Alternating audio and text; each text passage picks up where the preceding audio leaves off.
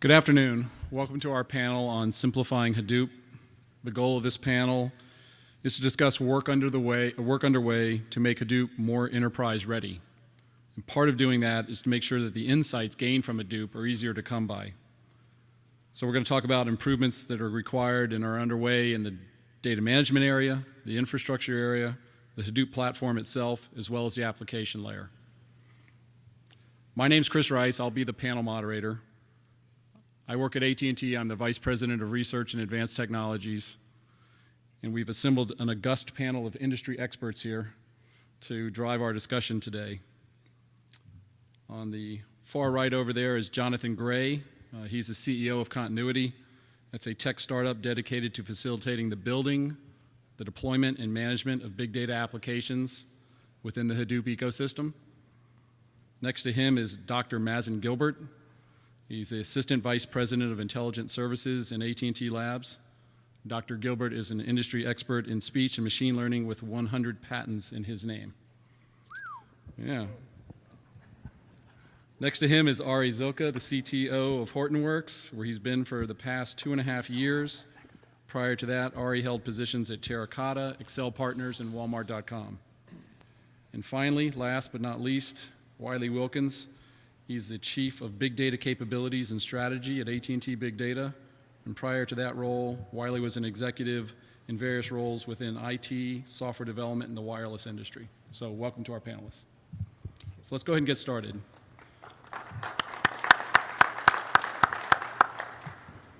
Historically, a fair amount of expertise has been needed to get an enterprise-hardened Hadoop system up and running, not to mention the applications that are on top of that. What do you guys think the biggest changes have been in the last year to improve the situation? And specifically, what areas have come the furthest in terms of hardening and making enterprise Hadoop ready? Wiley, let me start with you. Well, I think about 1.5 years ago, we were starting to deploy Hadoop at some scale. And it immediately became apparent that it wasn't just about Hadoop, it was about the supporting infrastructure, how we rack the equipment, the top of the rack switches, the network bandwidth, which data centers we use. And it became a very complex task to work through the process by which we would be allocating our physical resources in support of our Hadoop deployments. Moving up from there, from an infrastructure standpoint, it became about how do you protect the data? How do you enforce policy? How do you publish and subscribe data for populating data lakes? And over the, more recently, that's become more part of our activities that are normal as part of the process of standing up a Hadoop cluster than certainly there were a year and a half ago. Good, thank you. Ari, what about in the platform area? Sure, so, this week there's been a lot of talk about Yarn, Slider, Docker, Hive on Tez, Tez itself, things like that. I kind of talk about things slightly differently from everyone else at Hortonworks. From my background way back in the Java days, I think about things in terms of application provider interface for end users to write APIs versus service provider interface, SPIs, as we used to talk about them in the Java land. What we're enabling is essentially a new data platform, data operating system, a data cloud. So while an end user will incarnate a data lake, the platform is capable of bringing a whole host of software vendors into your lake as an ecosystem. So you bring your data into the lake, you flood the lake with your data, and then you snap in applications, as we've been talking about with Yarn. What we need to do, and what we're headed towards at Hortonworks, is basically bringing together all the service interfaces necessary for people to construct applications that you could buy off a shelf, if you would, an app store. So security, XA Secure, fast data access. Tez gives you fast access to directed graphs of execution. It also gives you access to vectorized I/O and projected functions onto the data, so moving more generic compute down onto data, not just MapReduce calls. And then Yarn itself give me access to CPUs and RAM. I just had a talk with a customer yesterday, showed them where we're introducing caching into the HDFS layer, and they asked me, how will Yarn manage that resource? And the answer is the same way it manages all others. You ask for 20 cores, 2 gigs of RAM, and 200 gigs of cache data from HDFS. So I think that this SPI needs to emerge, and that's basically, we're assembling it, and you'll see us put a wrapper around it this year, next year, hand the community a toolkit with which to build bespoke data applications, if that makes sense. There's an orthogonal concern, I'll just say quickly in one sentence, which is data curation, and we are making a huge investment in Falcon that I won't cover now, but we'll end up on eventually. Okay, good. Thank you. What about the application platform and delivery area, Mazen? So we've been looking at the applications that we are running today at AT&T and to try to figure out what are the gaps, what is that ecosystem we need to build to move those applications to run on Hadoop in a cost-effective way. We have 56 plus petabyte of data that runs on our network every day. We run call centers that support in the north of 10 billion minutes per year, chats, emails, you name it. So we've been looking at how do you support a new ecosystem for enterprise grade with these type of applications. And so that's what we're building these components together. Some of those are open source. And we have actually found a bunch of these gaps, and we've contributed to open source as a result of that. So the stuff that we announced yesterday in terms of working with partners and contributing to open source is trying to build that ecosystem to provide enterprise-grade type of applications. We talked about visualizations, NanoQ visualizations, to allow us really some of our applications and contact centers in the network really require us to visualize large amount of data with extremely low latency. And this is a tool that we've used called NanoQ. We've used it inside AT&T. We've pushed it outside. Now we're working with partners on that. We've also, one of the things that we found as part of building enterprise applications for our own use in AT&T is that there are only few limited, one of the challenges, there are only few limited expertise that we have inside the company and even working with partners.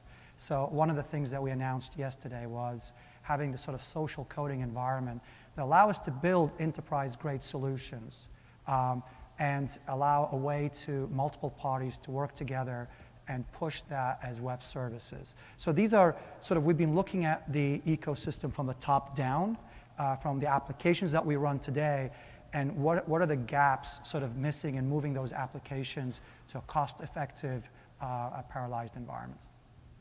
Good, thanks. John?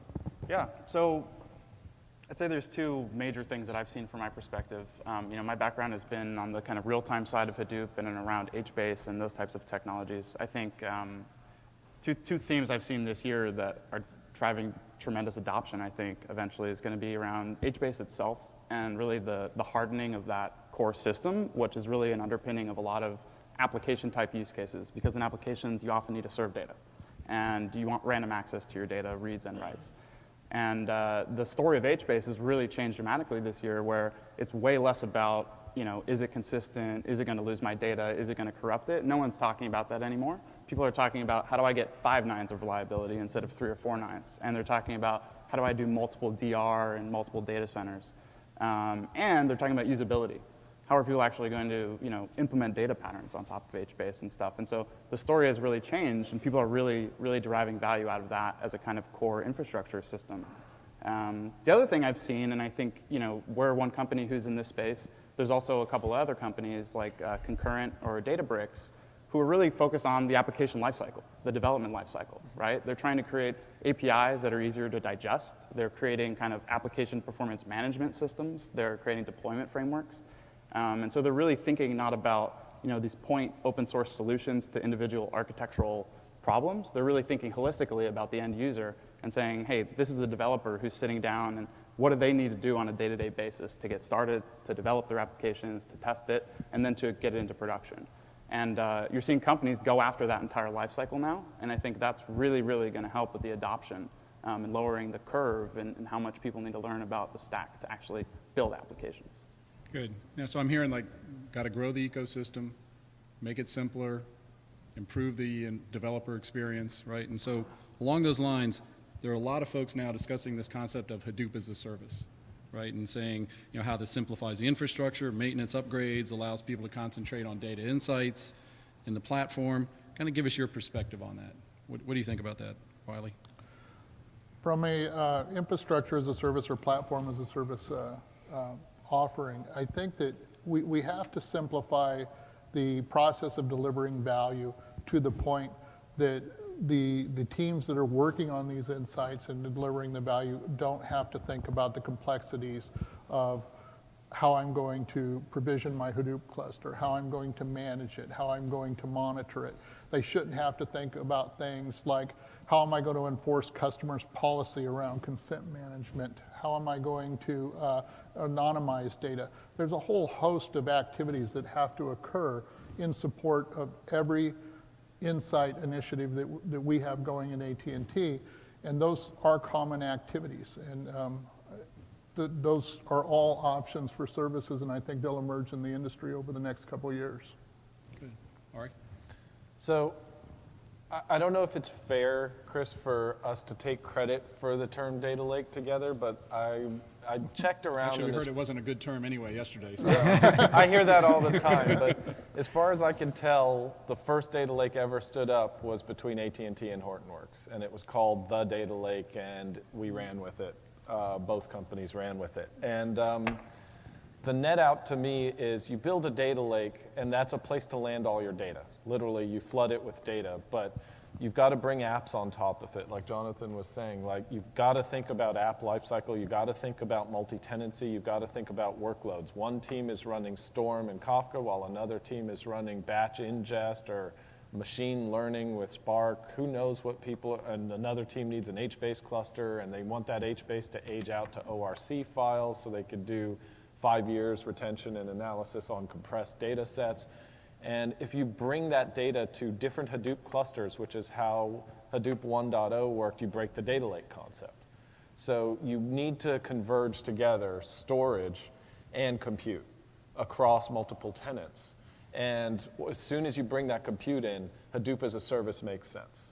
Because I've got all your data in one big lake, now I'm going to run your workload as a tenant, just tell me how much Hadoop you want.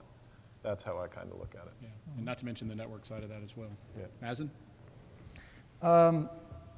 I think one of the challenges of going for Hadoop as a service is lowering the barrier to entry to really allow, I want to come back to what Jonathan was talking about, is being able to create applications and looking at the customer experience down the end-to-end, basically, view of the customer. It's still very difficult to really create applications on top of Hadoop or on top of MapReduce or on top of that. There are few people, and certainly in this room and many others, but there's still a limited set of people. It's not the same as creating any website. Okay, we're not at that level today. It still requires a lot of experience. So there is. You walked by the board and they offered you a job. Is that what you're saying? So there is a challenge we do need to address, and that's what we're looking at, and working with a lot of our friends and partners in Continuity and others, is to figure out how we could reduce the barrier to entry to allow anyone with minimal experience, in fact minimal software experience, minimal development experience, to be able to create applications on a Hadoop infrastructure without really much knowledge. You could be a Java programmer, you could be an R programmer, you could be a Python programmer, and it should just work for you. So that's a challenge that we are looking at right now, and I think that's a challenge that we do need to sort of address before Hadoop as a service becomes a real reality in the masses. Good, thanks. John? So I think I agree with what's been said. I think my take on this is simplistic, which is that there's an inevitability of Hadoop as a service, because really what everything will move towards is allowing people to focus on differentiation. And today, people are spending a lot of time and effort standing up Hadoop and doing things that are completely non-differentiated from every other enterprise. And standing up your Hadoop cluster and getting the data into it should not be differentiated value, right? It should be about how you gain insights out of that data and what you do with that data. And so to me, there's an inevitability of Hadoop as a service, because having an IT ops organization, having system administrators, having really developers who end up doing a lot of the work around ops on Hadoop, is nothing to do with what people are trying to do with Hadoop, and it's just kind of entry to get into the game. That's going to go away, and I think it's just inevitable that more and more of this stuff, as the technology evolves, will move to a Hadoop as a service model. Yeah. Yeah. What do you think about the application platforms that ride on top of that? I think that's a really interesting question. I think there's all of these different technologies and architectures that are out right now, whether it's looking at Yarn as this kind of new distributed app server versus looking at whether it's Cloud Foundry or OpenShift and things like that. And then there's other things like Mesos that are out there. Mm-hmm. And so there's this cluster provisioning, service provisioning, management, DevOps, creating this distributed thing, and then Docker is in there. I think it's a very cool time, and there's a kind of explosion of things going in around. My take on that from a technology perspective is that our bet's on Yarn and Hadoop. And the reason for that is that the way I see Cloud Foundry and OpenShift and these existing technologies is they're an iteration on the existing domain, the existing kind of architecture, whereas Yarn and these other systems have taken a kind of distributed native approach. They're always distributed, they're always scalable, they're kind of more cloud native. And so that's obviously where our bet is. But I think over time what you're going to see is a convergence of all those things, because people are going to want to develop their apps in the environments that they're used to, in the APIs that they're used to, but they're still going to want to tap into the data lake. They're going to want to tap into all of the big data side of things. And so you'll see, I think, integration and more kind of cohesion between those layers of the stack. But it's interesting time for sure. Yeah, I mean, I think all those technologies start off with some kind of incubation and then explosion, right, and then some coalescence, right, and we're clearly in the explosion phase. Definitely. Yeah. There's probably a few more years of that. Yeah, that's okay. That's what makes it fun. Okay, so let me ask you this.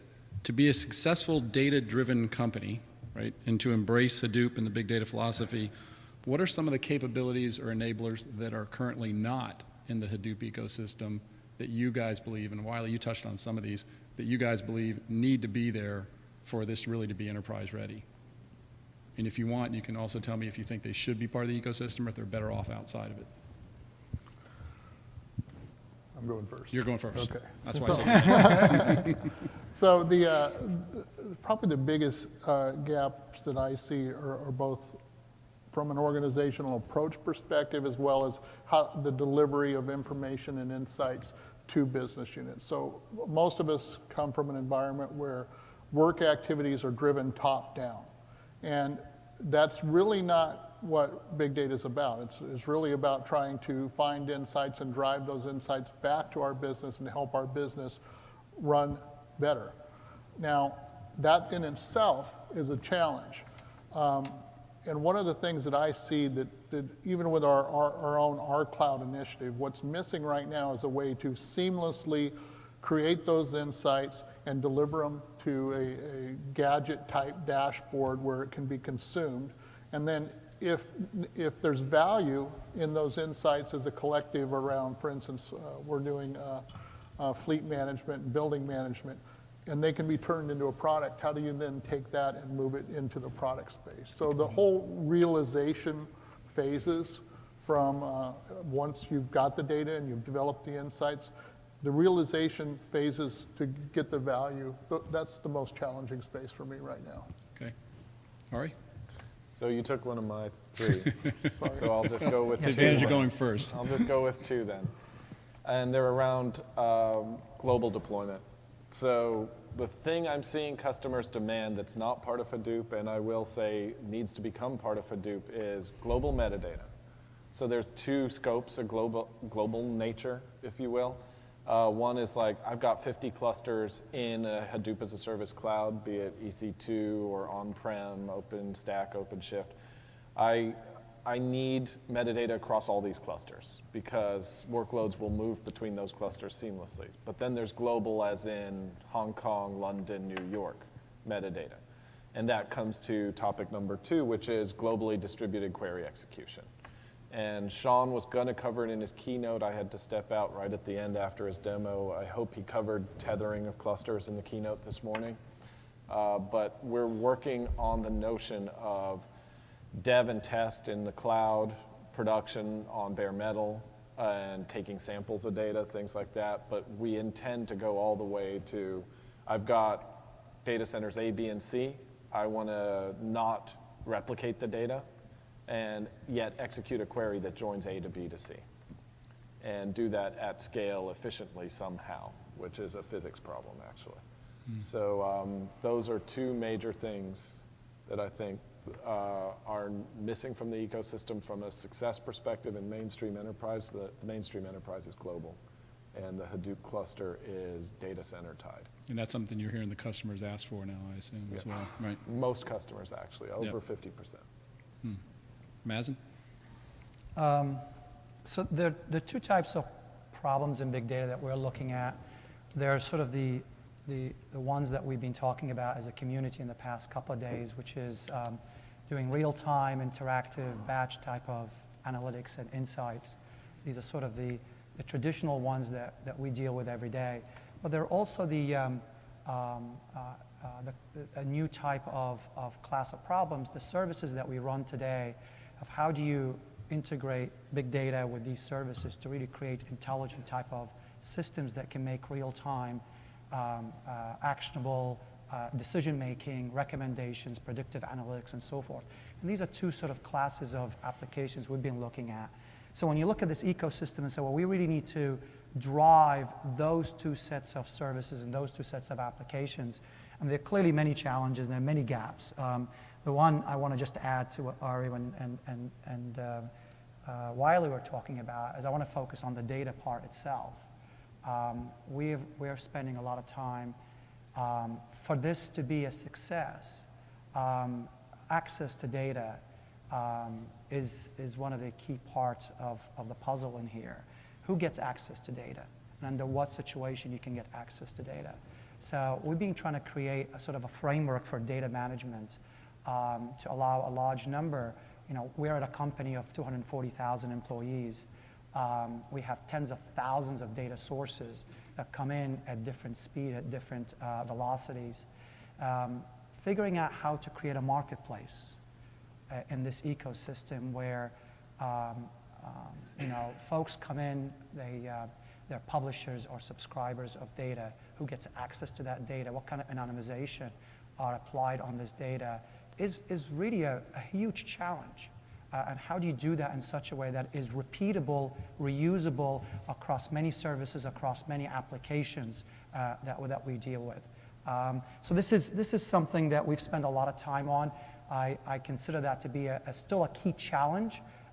We have certainly made some progress in that, and have added some layers on top of that, is not only allowing publishers and subscribers in some sort of a marketplace to use data and build that ecosystem, but also converting data into what we call synthetic data. I think we talked a little about that. I've seen a couple of talks also on that. The ability of making this ecosystem successful by having a lot of players come and play in it and giving them access to data through this concept of synthetic data. It's sort of data that has the characteristics of real data, but it's really fake data.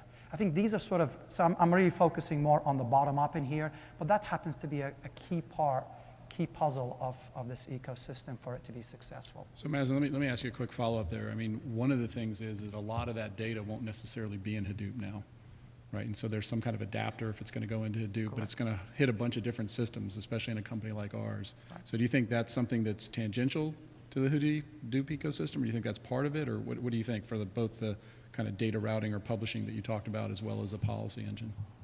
So, so I think of those as I mentioned earlier, we're building this ecosystem to allow us to develop services that we could use at AT&T. Hadoop to us is the bottom layer. We use Hadoop, we use Yarn. These are sort of components. What I talked about, the data router, I talked about the policy engine and the anonymizations. These are components that sits really on top of. We see those as components that sit on top of Hadoop. We're not converting all our data sources to run on Hadoop, but we are also, in some cases, that makes sense for some data sources. In others, we're rewriting adapters. We're creating a federation, and I've seen a couple of companies today talking about that, a federation in which that adapters are built so we can actually combine and stitch together data from Oracle databases to other proprietary even databases that we are running today, HDFS and others. Thanks. John? Yeah, so I mean, I think these guys are probably more qualified than me to answer this particular question, especially on the large enterprise side. I might bring a little bit of a Facebook perspective to the conversation. You did some pretty big scale yourself. Which would be, one of the things I saw there was that individuals, and this is probably much more on the product and service optimization versus BI for enterprises, an internally facing thing. On that side, I believe the inside to action or insight to app button is really what's missing there. But on the other side, I think it was incredibly empowering inside of Facebook to build applications and launch new products and services because of the tools that you had around you. So everything from how easy it was to collect data. And so being a data-driven organization to me is not just about asking the right questions, it's about generating the right data and asking questions of that data. It's about being able to do experiments rapidly and very quickly and to then get feedback on that. And I think that's part of what's missing is people are still cobbling together 12 different pieces of open source and 3 or 4 different SaaS products to do their A/B testing, to do the log aggregation and collection, to do metrics and all of these different things. So let me ask you something. Do you think that's a product service problem, or is that an organizational problem primarily? I think it's both. It's both. I mean, I think ultimately, the technology side of it is the easy side. Mm-hmm. The organizational side, the cultural side, I think is the way, way harder side. And I think it starts at the beginning of everything. And what I would say about the Facebook perspective was it was all pushed down into the hands of the product managers, into the engineers, into the actual developers, so that when they built their product, they thought about experimentation from the beginning, and they thought about how are we going to collect data effectively from the moment a user enters this product to when they leave, so that we can optimize their experience. It's very, very cultural, but the barriers were so low, technically. And so it made it very, very easy for people to do. That's a good insight for being data-driven. Thanks. So I think when we had the keynote today, Arun said, well, it's not fair. I don't want to make a prediction because then people look at the tape in 5 years, they'll say, oh, he was wrong, way off. But I'm going to ask you guys to do that exactly right now. So predictions. Based on what you know now, what you're working on, what customers are asking for, what the industry needs, what do you think will be the big topics next year that we haven't talked about this year? What's in the pipeline? Wiley, I'll start with you. So we've talked to a lot of our enterprise customers, just understanding their needs and what challenges they're having.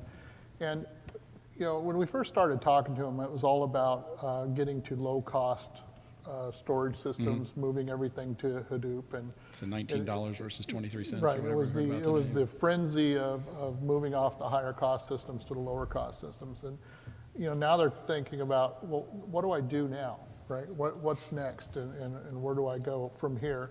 And as they start to think about offerings and what they're going to do with their data, they start running up against the policy and how am I going to govern this, and who should have access to it, and how do I distribute the information that I gain from this? And I believe that as the enterprise space really starts taking off this year, these are going to become very, very hot topics. I wouldn't be surprised next year to walk in and there's a number of governance or policy enabling tools that are in place and being pitched. So that conversation definitely changing from low cost to what do I do with this now and how do I make sure the right people get access to it? Great. Ari? 3 things. Wiley didn't steal one. I didn't steal one. Didn't steal one of them. So the first one is what Jonathan was just talking about. I have this, in one word, I call them assemblies. Basically, Storm, Kafka, HBase, Hive, ORC, all of that together bundles to solve a business problem like you saw in the demo at the keynote this morning. And that's an assembly of componentry. And that's what the business is going to care about by this time next year. So you're going to see bundling, release, management, monitoring tools, all focused around line of business and assemblies. More solution-oriented. Yeah. The next A is ACID. So it's coming to the platform. You're going to be able to write fine-grained records, not just in HBase, but in other places. And I think we'll be talking about that a lot, how it transforms the type of application that can be brought onto the platform. It doesn't mean we're going to write online apps and the database, the relational database is dead, but we're going to have CRUD next to analytics, which is going to be unlocking the door for data apps. And the third is sort of orthogonal, which is, and I'm seeing this in all my customers, pretty much all of them, the data center operator is screwing up. And they're currently looking at the notion of onboarding or provisioning a new app and the average app being 2 nodes, 4 nodes, 10 nodes, 20 nodes for a really big app, and a Hadoop cluster starts at 100 nodes, 400 nodes. So while data center operators are sitting there with capacity plans that say I'm 20% free, 40% free, Hadoop will eat that 20% because the order of magnitude of capacity has changed. So on-prem, off-prem, tethering, cloud-based virtualization, and Hadoop are going to be a much bigger topic next year. Good points. Mazen? I want to look at it from the application side. I think you've seen one of the keynotes yesterday that 60% of companies haven't made a decision of investing into Hadoop or Hadoop infrastructure or any of big data infrastructure. I think there are a lot of opportunities there for really thinking about what kind of problems do we really want to solve with this. We are really just touching that tip of the mountain of really trying to realize. So we've done as a community a great job of creating some really very basic infrastructure standards, open source tools, you name it. They're really great stuff, and they're really allowing us to do things that are very cost effective and getting performances that we've never actually seen before. But really now we're getting into a point where, okay, with all this stuff, what kind of real problems that we have? We've talked about problems in our contact centers in which we want to know in real time right now what is the heartbeat of our contact centers, what's the heartbeat of our network, what's actually going on right at this moment in time. Is our customer, we're spending a lot of time into this concept called the digital experience. Our customers want to have an unparalleled, seamless, ubiquitous experience with us. And that creates a lot of interesting problems and challenges from understanding what is the emotion of the customer while they're interacting with us, what is their sentiments while they're interacting with us. Are we spending the right amount of time resolving their problem? Did the agent do their job right? These decision-making at that moment in time, in real time, are absolutely key. So we're starting to really look at what the problems are. So I expect next year, with all the investment that this community has done, next year is going to be it's going to be a lot of focus on the application side, from what I just talked about all the way to great new stuff I heard this morning all about sensors, M2Ms. We're talking about sensors in the car. All that area is exploding, and that's going to generate an incredible amount of data. And you're going to see a lot more of those, a lot of focus on those in the next 1 year. Good. Thanks. John? Yeah, I mean, the downside of going last is I agree with what everyone is saying here. I mean, I think You had 3 items and they took all 3? Is that what I got a couple others, but I think applications and solutions and getting organizations closer to value at the beginning is absolutely going to be the continued progression of this. I think the other 2 things that I'd really like to see is, we already addressed a little bit, but onboarding. What is the cold start of Hadoop? Today, it's a very painful cold start. And it takes a long, long time before you're even getting bits into the bucket, needless to say, getting value out of those things. So I think that's one thing that we're going to see accelerated. Hadoop as a service is going to help. I think having more verticalized applications and solutions is also going to help. One other thing that I would really like to see, and I think it's related to the cold start problem, is there's a lot of technology choices to make. And there's a lot of duplication in the same category, or triplication, or whatever it is. And I think people are being forced to understand a lot of very complicated architecture. People are being forced to make choices before they've even had a chance to do anything with it. And developers who maybe want to build an application have to understand like the CAP theorem and streaming protocols and consensus protocols, and that has nothing to do with what they do and what they're trying to do. And so that's scary to me, and it's just wrong. And so one thing I'd like to see is just choice flexibility, and how do we make it so that you don't have to make a bet on this stack, and now you're stuck on this stack no matter. And if you want to move to this stack, you're rewriting all of your code to port it over to there. So you'd like to see it simplified, simplify Hadoop, in other words. Basically. Yeah. Good. Thanks. Phrase. Well, I think we have about 5 minutes or so. We can take a few questions. If there are any questions from the audience? Right there, yep.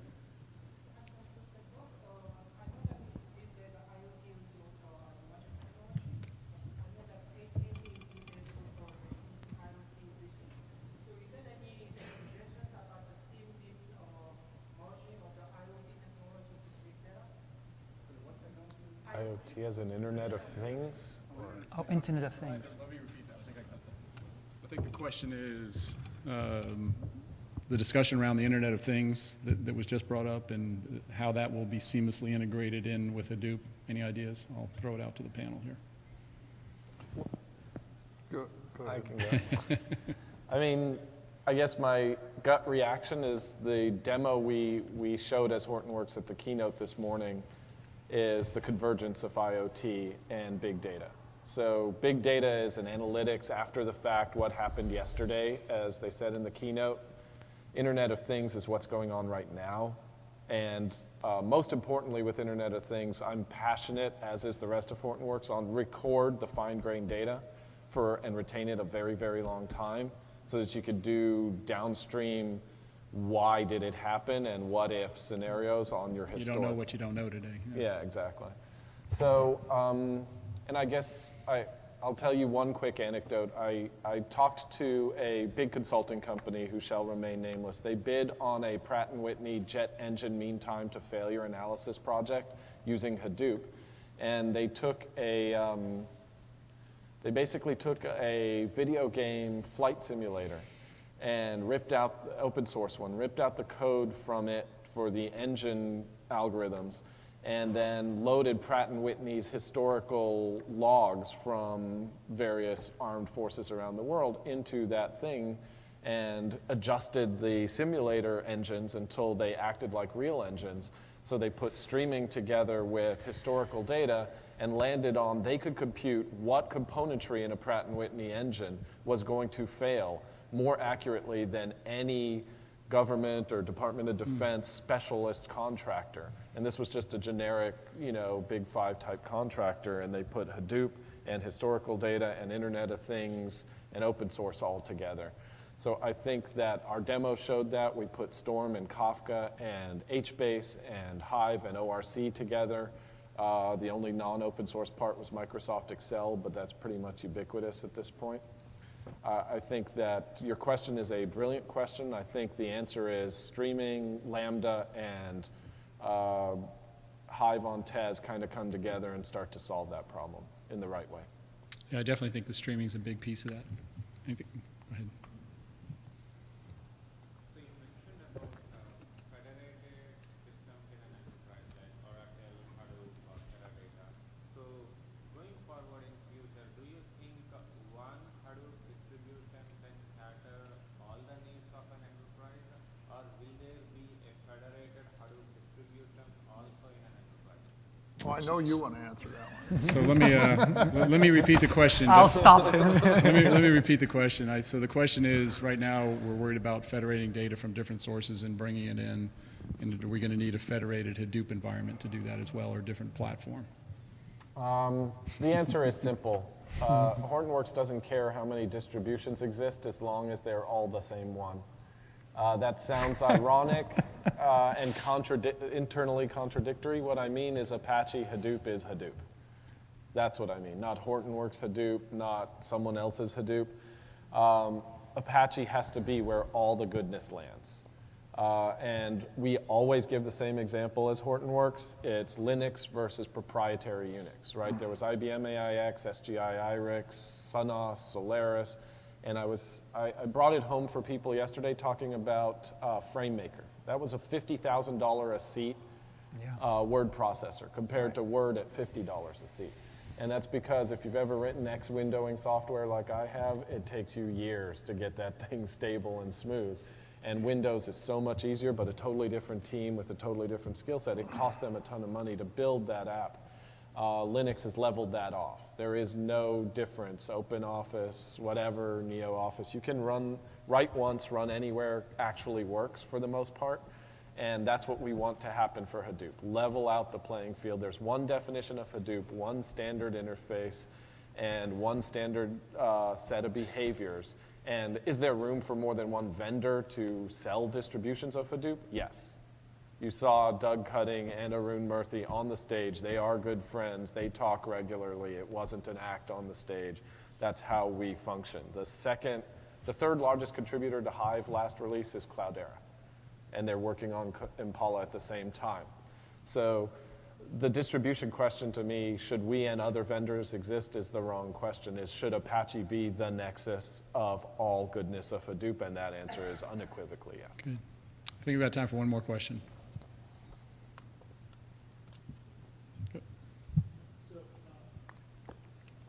I heard you talk a little bit about access control and stuff like that. Have people been talking about security as well? So like in the concept of differential privacy, not just who gets to access the data, how much of it comes out, and what quality.